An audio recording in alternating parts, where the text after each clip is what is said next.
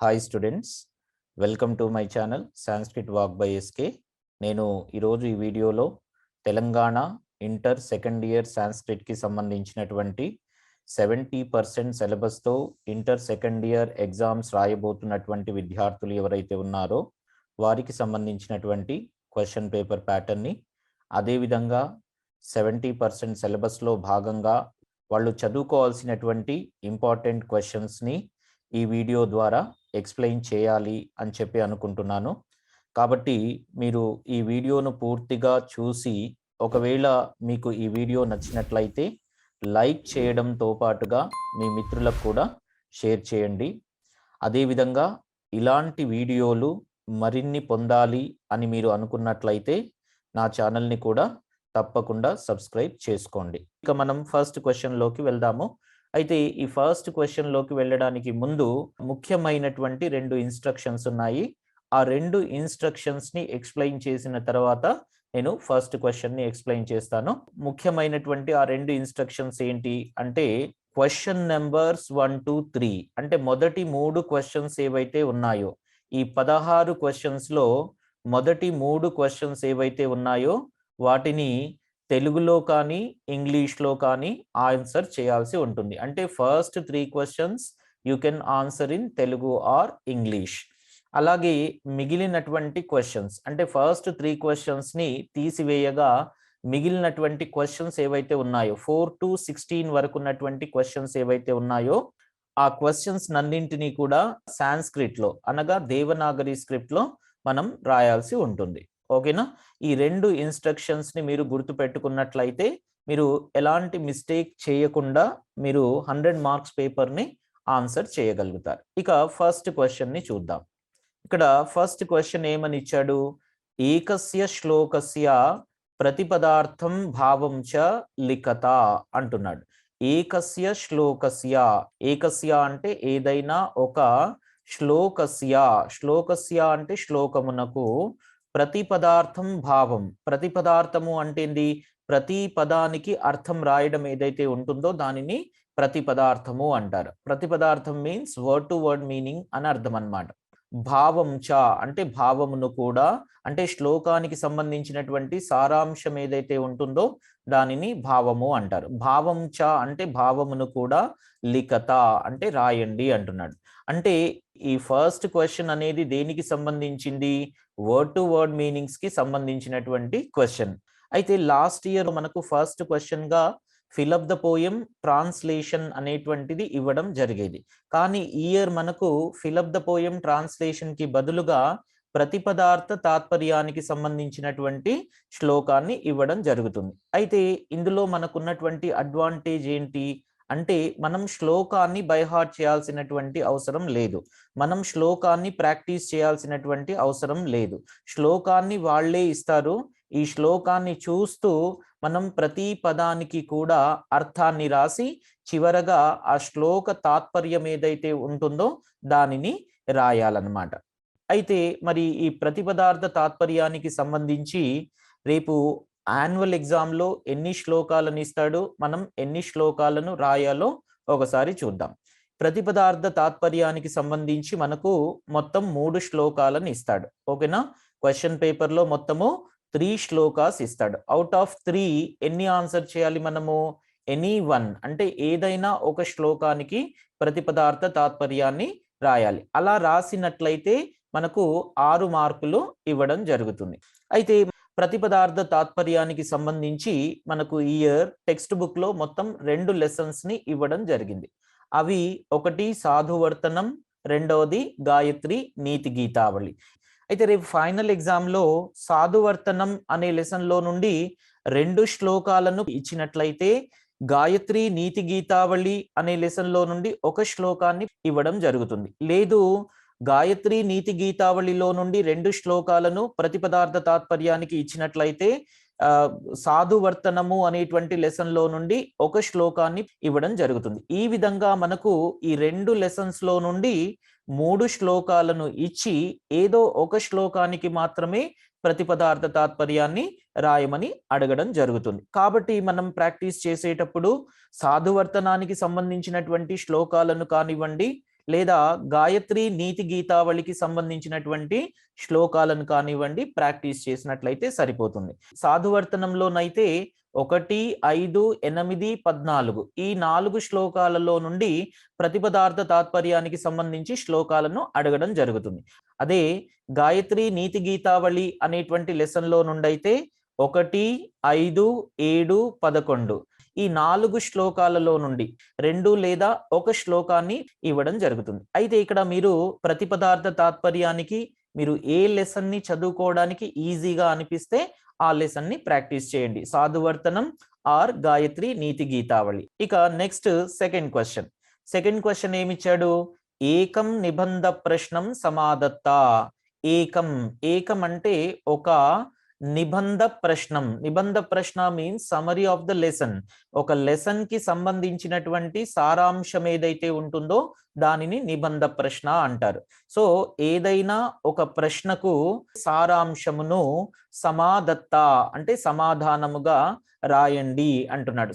అంటే ఈ second question అనేటువంటిది పోయట్రీకి సంబంధించినటువంటి ఎస్సే క్వశ్చన్.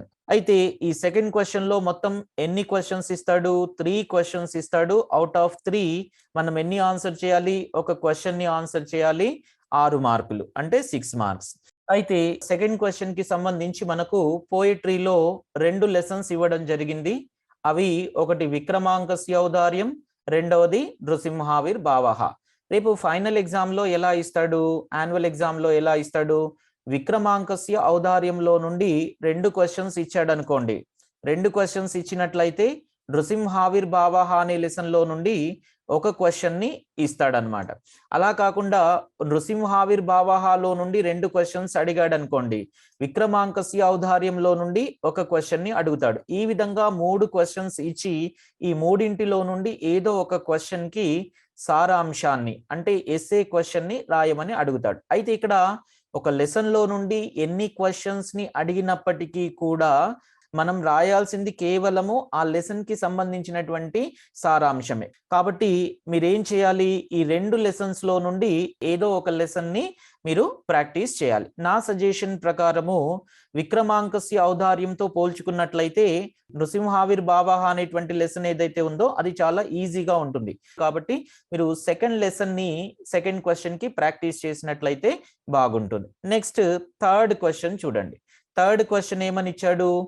ఏకం నిబంధ ప్రశ్నం సమాదత్త.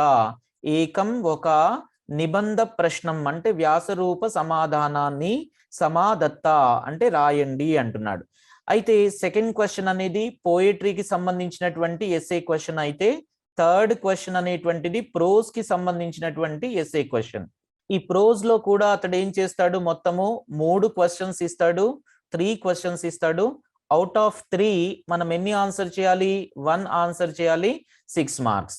అయితే థర్డ్ క్వశ్చన్ కి సంబంధించి మనకు 2 లెసన్స్ ని ఇవ్వడం జరిగింది. అది ఒకటి భ్రాతృవాత్సల్యం, 2 వృక్షరక్షిక పితామహి. అయితే రేపు ఫైనల్ ఎగ్జామ్ లో ఎలా ఇస్తాడు? యాన్యువల్ ఎగ్జామ్ లో ఎలా ఇస్తాడు? భ్రాతృవాత్సల్యంలో నుండి 2 క్వశ్చన్స్ ఇచ్చాడు అనుకోండి, వృక్షరక్షిక పితామహి అనేటువంటి లెసన్ లో నుండి ఒక క్వశ్చన్ ఇస్తాడు. ఒకవేళ వృక్షరక్షిక పితామహి అనేటువంటి లెసన్ లో నుండి 2 క్వశ్చన్స్ ఇచ్చాడు అనుకుందాం, అప్పుడు భ్రాతృవాత్సల్యంలో నుండి ఒక క్వశ్చన్ ని ఇస్తాడు. ఈ విధంగా 2 లెసన్స్ లో నుండి 3 క్వశ్చన్స్ ఇచ్చి ఏదైనా ఒక క్వశ్చన్ కి మాత్రమే వ్యాసరూప సమాధానాన్ని రాయమంటాడు. కాబట్టి మనము భ్రాతృవాత్సల్యానికి సంబంధించినటువంటి సారాంశాన్ని కానివ్వండి, లేదా వృక్షరక్షిక పితామహి లెసన్ కి సంబంధించినటువంటి సారాంశాన్ని కానీ, అంటే ఏదో ఒక లెసన్ కి సంబంధించినటువంటి సారాంశాన్ని ప్రాక్టీస్ చేసినట్లయితే సరిపోతుంది. ఓకే, ఇక మనం 4th క్వశ్చన్ లోకి వెళ్దాము. 4th క్వశ్చన్ ఏమని ఇచ్చాడు ఇక్కడ? ద్వయోః ప్రశ్నయోః సమాధానాన్ని లిఖత. ద్వయోః అంటే ఏవైనా 2 ప్రశ్నయోః అంటే ప్రశ్నలకు, సమాధానాన్ని అంటే సమాధానములను, లిఖత అంటే రాయండి అంటున్నాడు. ఈ 4th క్వశ్చన్ అనేటువంటిది దేనికి సంబంధించింది అంటే నాన్ డీటెయిల్డ్ షార్ట్ ఆన్సర్స్ కి సంబంధించినటువంటి క్వశ్చన్. అయితే నాన్ డీటెయిల్డ్ కి సంబంధించి మొత్తం మనకు 4 క్వశ్చన్స్ ఇస్తాడు. అవుట్ ఆఫ్ 4 మనం ఎన్ని ఆన్సర్ చేయాలి? 2 ఆన్సర్ చేయాలి.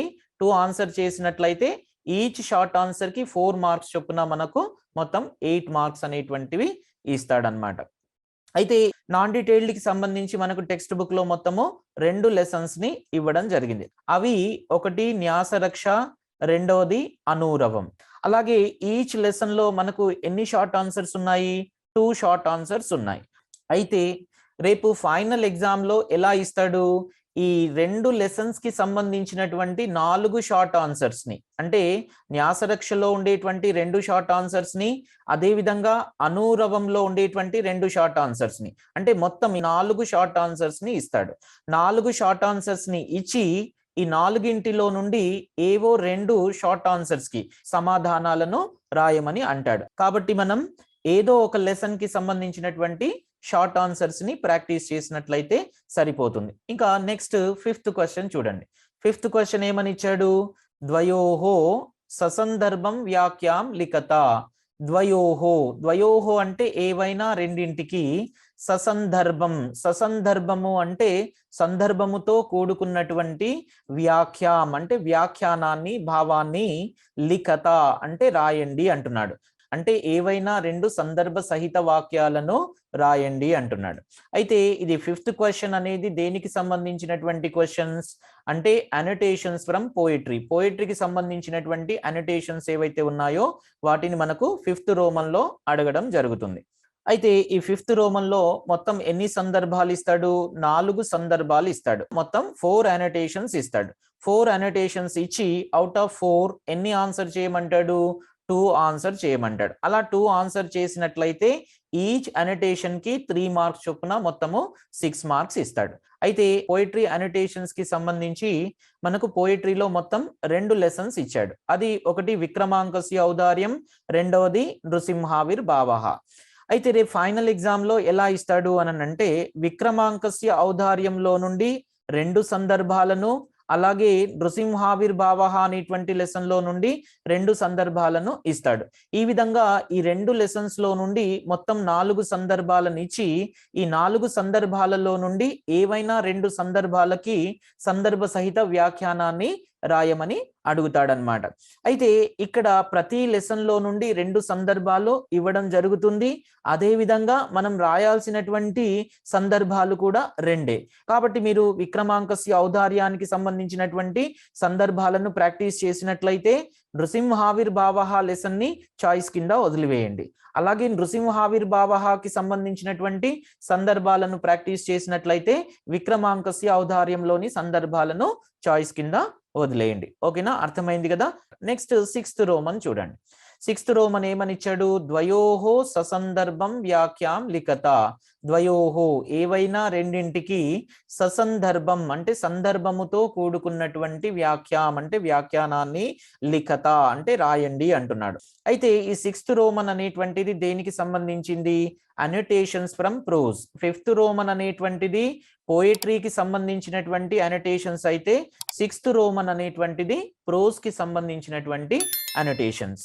అయితే ఈ క్వశ్చన్ లో కూడా మొత్తం మనకు ప్రోజ్ నుండి 4 అనోటేషన్స్ ఇస్తాడు. అవుట్ ఆఫ్ 4 మనం ఎన్ని ఆన్సర్ చేయాలి? 2 ఆన్సర్ చేయాలి. Each 3 marks, 6 marks. ఈ ప్రోజ్ అనోటేషన్స్ కి సంబంధించి మనకు ప్రోజ్ లో 2 లెసన్స్ ఇవ్వడం జరిగింది. అవి ఒకటి సుహృద్భేదః, రెండవది భారతభూష వీరయేష. రేపు ఫైనల్ ఎగ్జామ్ లో ఎలా ఇస్తాడు? సుహృద్భేదః అనేటువంటి లెసన్ లో నుండి 2 అనోటేషన్స్ ని, అలాగే భారతభూష వీరయేష అనేటువంటి లెసన్ లో నుండి 2 అనోటేషన్స్ ని ఇస్తాడు. ఈ విధంగా ఈ 2 లెసన్స్ లో నుండి 4 అనోటేషన్స్ ఇచ్చి 4 అనోటేషన్స్ ఇచ్చి అవుట్ ఆఫ్ 4 ఎన్ని ఆన్సర్ చేయమంటాడు? 2 ఆన్సర్ చేయమంటాడు. కాబట్టి మనము ఏదో ఒక లెసన్ కి సంబంధించినటువంటి సందర్భాలను నేర్చుకున్నట్లయితే సరిపోతుంది. అంటే సుహృద్భేదః లెసన్ కి సంబంధించినటువంటి అనోటేషన్స్ ని కానివ్వండి, లేదా భారతభూష వీరయేష అనేటువంటి లెసన్ కి సంబంధించినటువంటి అనోటేషన్స్ ని కానీ మనం ప్రాక్టీస్ చేసినట్లయితే ఈ 6th రోమన్ ఏదైతే ఉందో దానిని మనము పర్ఫెక్ట్ గా ఆన్సర్ చేయగలుగుతాం. నెక్స్ట్ 7th రోమన్ చూడండి. 7th రోమన్ ఏమని ఇచ్చాడు? ద్వౌ లఘు ప్రశ్నౌ సమాదత్త. ద్వౌ అంటే ఏవైనా 2 లఘు ప్రశ్నౌ అంటే లఘు ప్రశ్నలకు, సమాదత్త అంటే సమాధానాన్ని రాయండి అంటున్నాడు. ఏవైనా 2 లఘు ప్రశ్నలకు సమాధానాన్ని రాయండి అంటున్నాడు. అయితే ఇది 7th రోమన్ అనేటువంటిది ఎస్ఏక్యూస్ ఫ్రమ్ పోయట్రీకి సంబంధించినటువంటి షార్ట్ ఆన్సర్ క్వశ్చన్స్ ఏవైతే ఉంటాయో వాటిని 7th రోమన్ లో అడగడం జరుగుతుంది. అయితే 7th రోమన్ లో మొత్తం మనకు ఎన్ని క్వశ్చన్స్ ఇస్తాడు? 4 క్వశ్చన్స్ ఇస్తాడు. 4 క్వశ్చన్స్ ఇచ్చి అవుట్ ఆఫ్ 4 ఎన్ని ఆన్సర్ చేయమంటాడు? 2 క్వశ్చన్స్ ని ఆన్సర్ చేయమంటాడు. Each 3 marks, 6 marks. అలాగే ఈ పోయట్రీకి సంబంధించి మనకు టెక్స్ట్ బుక్ లో మొత్తము 4 లెసన్స్ ఇవ్వడం జరిగింది. అవి 1 విక్రమాంకస్య ఔదార్యం, 2 సాధువర్తనం, 3 గాయత్రి నీతి గీతావళి, 4 నృసింహావిర్ భావః.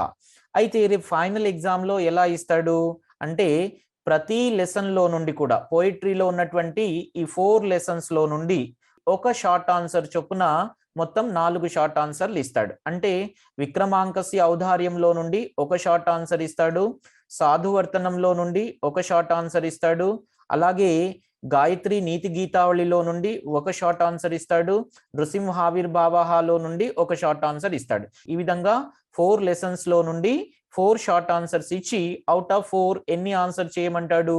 2 షార్ట్ ఆన్సర్స్ ని ఆన్సర్ చేయమంటాడు.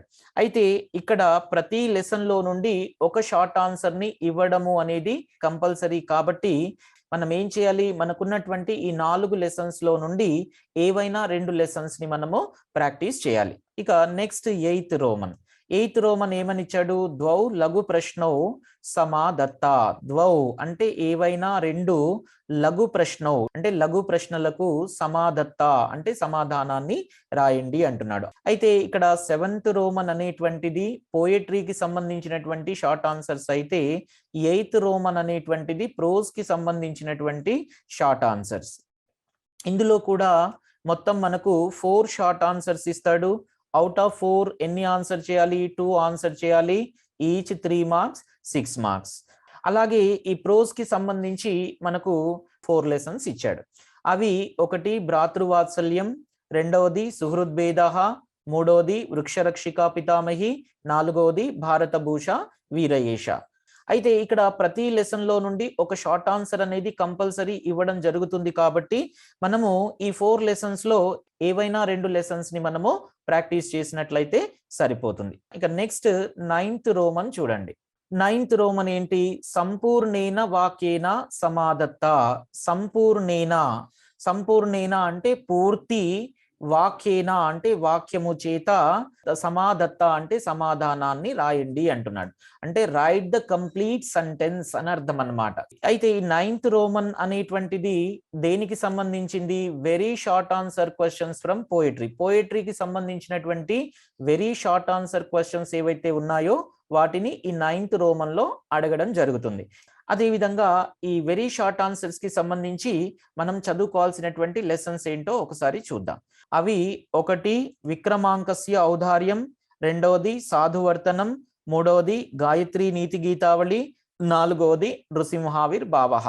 రేపు ఎగ్జామ్ లో ఎలా ఇస్తాడు అంటే ఈచ్ లెసన్ లో నుండి ఒక వెరీ షార్ట్ ఆన్సర్ క్వశ్చన్ చొప్పున మొత్తం 4 VSAQs ఇస్తాడు. ఇచ్చి ఇక మిగిలినటువంటి 5వ VSAQ ఏదైతే ఉంటుందో దానిని ఏదో ఒక లెసన్ లో నుండి రిపీట్ చేస్తాడు. అనగా ఒక లెసన్ లో నుండి 2 VSAQs ఇచ్చినట్లయితే మిగిలినటువంటి 3 లెసన్స్ లో నుండి 3 VSAQs ఇస్తాడు. ఈ విధంగా 4 లెసన్స్ లో నుండి మొత్తం 5 VSAQs ఇచ్చి అవుట్ ఆఫ్ 5 ఎన్ని ఆన్సర్ చేయమంటాడు? 5 ఆన్సర్ చేయమంటాడు. అయితే మనం ఈ సెక్షన్ లో మనం చాయిస్ అనేటువంటిది లేదు కాబట్టి పోయిట్రీలో ఎన్ని లెసన్స్ అయితే ఉన్నాయో అన్ని లెసన్స్ కి సంబంధించినటువంటి వెరీ షార్ట్ ఆన్సర్ క్వశ్చన్స్ ని మనము ప్రాక్టీస్ చేయాలి. నెక్స్ట్ 10th క్వశ్చన్ లోకి వెళ్దాం. 10th క్వశ్చన్ ఏమని ఇచ్చాడు? సంపూర్ణేన వాక్యేన సమాదత్త. రైట్ ద కంప్లీట్ సెంటెన్స్ అంటే సంపూర్ణమైనటువంటి వాక్యముతో సమాధానాన్ని రాయండి అంటున్నాడు. అయితే ఇక్కడ 9th రోమన్ అనేటువంటిది పోయిట్రీకి సంబంధించినటువంటి వెరీ షార్ట్ ఆన్సర్ క్వశ్చన్స్ అయితే 10th రోమన్ అనేటువంటిది ప్రోజ్ కి సంబంధించినటువంటి వెరీ షార్ట్ ఆన్సర్ క్వశ్చన్స్. అయితే ఈ 10th రోమన్ లో కూడా మనకు ఎన్ని వెరీ షార్ట్ ఆన్సర్ క్వశ్చన్స్ ఇస్తాడు? 5 వెరీ షార్ట్ ఆన్సర్ క్వశ్చన్స్ ఇస్తాడు. అవుట్ ఆఫ్ 5 ఎన్ని ఆన్సర్ చేయాలి? 5 ఆన్సర్ చేయాలి. Each 1 mark, 5 marks.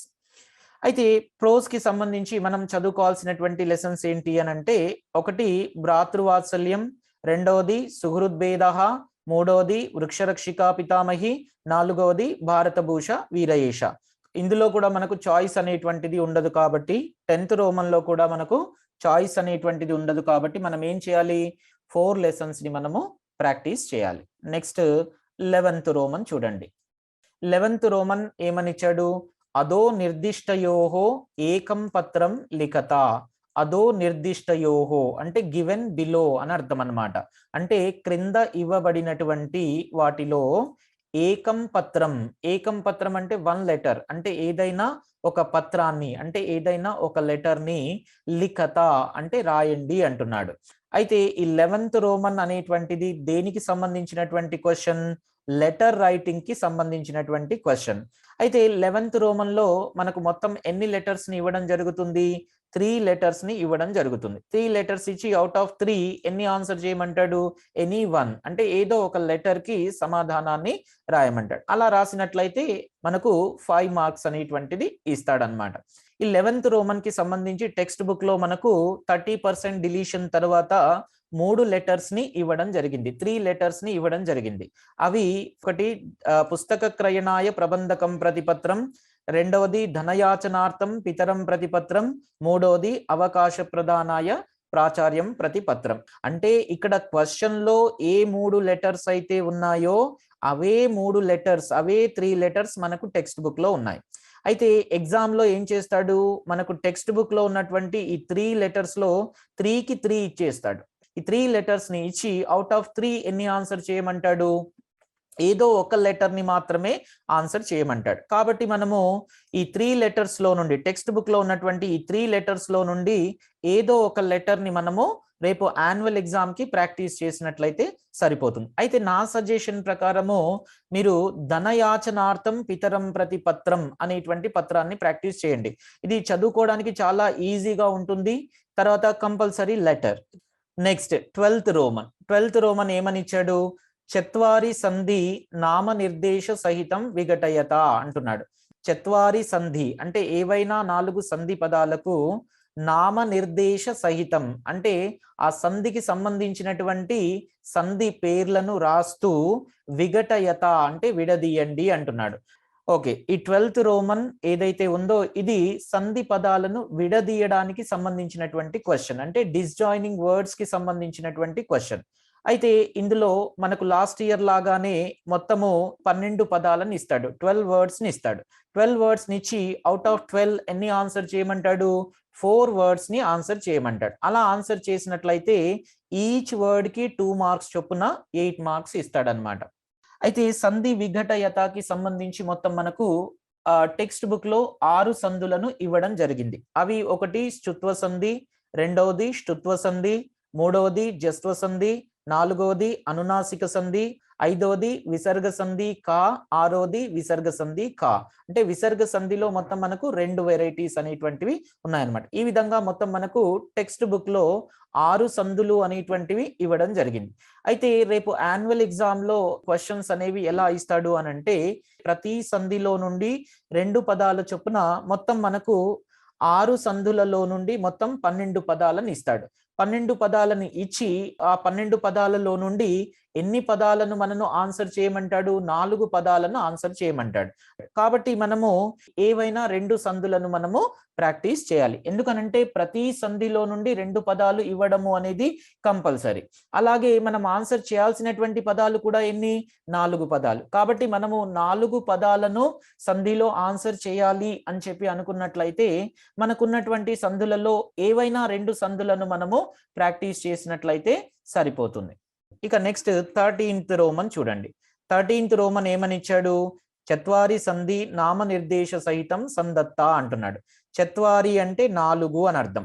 సంధి అంటే సంధి పదాలకు నామ నిర్దేశ సహితం అంటే నామాన్ని నిర్దేశిస్తూ అంటే సంధికి సంబంధించినటువంటి పేరును రాస్తూ సందత్త అంటే కలపండి అంటున్నాడు. అయితే ఇక్కడ 12th రోమన్ అనేటువంటిది డిస్జాయినింగ్ కి సంబంధించినటువంటి క్వశ్చన్ అయితే 13th రోమన్ అనేటువంటిది జాయినింగ్ వర్డ్స్ కి సంబంధించినటువంటి క్వశ్చన్. ఇందులో ఏం చేస్తాడు?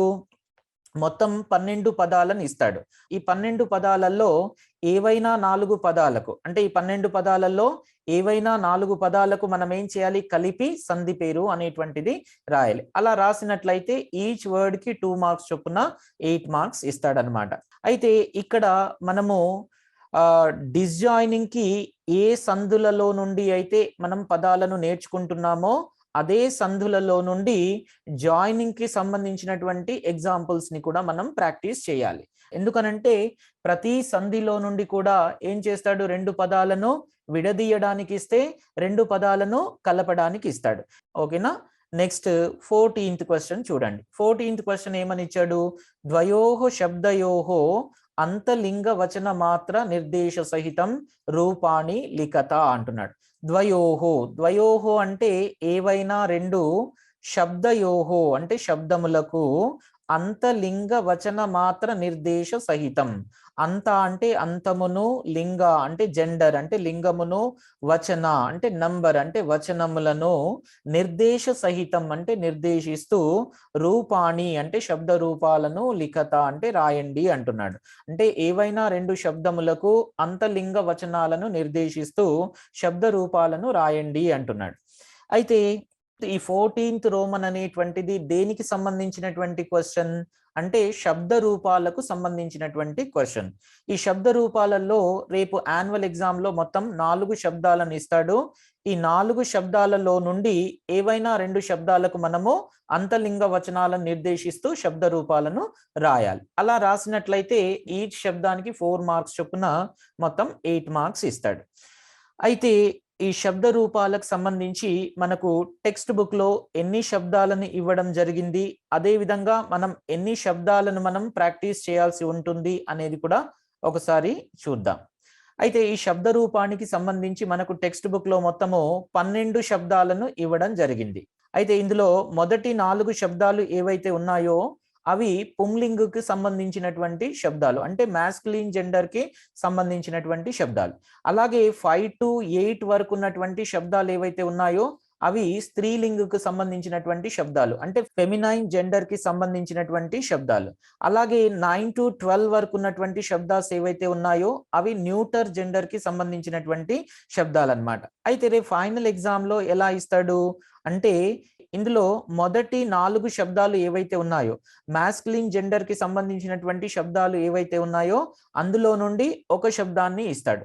అదే విధంగా 5 to 8 అంటే స్త్రీలింగకు సంబంధించినటువంటి శబ్దాలు, అంటే ఫెమినైన్ జెండర్ కి సంబంధించినటువంటి శబ్దాలు ఏవైతే ఉన్నాయో అందులో నుండి ఒక శబ్దాన్ని ఇస్తాడనమాట. అలాగే 9 to 12 అంటే నపుంసకలింగ్ న్యూటర్ జెండర్ కి సంబంధించినటువంటి శబ్దాలు ఏవైతే ఉన్నాయో అందులో నుండి ఒక శబ్దాన్ని ఇస్తాడు. ఈ విధంగా పుంలింగ్ లో నుండి ఒక శబ్దాన్ని, స్త్రీలింగ్ లో నుండి ఒక శబ్దాన్ని, నపుంసకలింగ్ లో నుండి ఒక శబ్దాన్ని ఇచ్చి మిగిలినటువంటి 4వ శబ్దం ఏదైతే ఉందో అది ఏదో ఒక జెండర్ లో నుండి మళ్ళీ రిపీట్ చేస్తాడు. అంటే ఒక జెండర్ లో నుండి 2 శబ్దాన్ని ఇస్తే మిగిలినటువంటి జెండర్స్ లో నుండి ఒక్కొక్క శబ్దాన్ని ఇస్తాడు.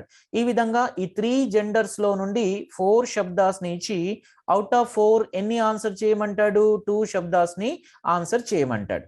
కాబట్టి మనము ఏవైనా 2 జెండర్స్ కి సంబంధించినటువంటి శబ్దాలను మనము ప్రాక్టీస్ చేసినట్లయితే సరిపోతుంది. అయితే నా సజెషన్ ప్రకారము మొదటి 8 శబ్దాలను ప్రాక్టీస్ చేసి చివరి 4 శబ్దాలు ఏవైతే ఉన్నాయో వాటిని, అంటే న్యూటర్ జెండర్ ఏదైతే ఉందో దానిని చాయిస్ కింద వదిలేయండి. ఇక నెక్స్ట్ 15th రోమన్ చూడండి.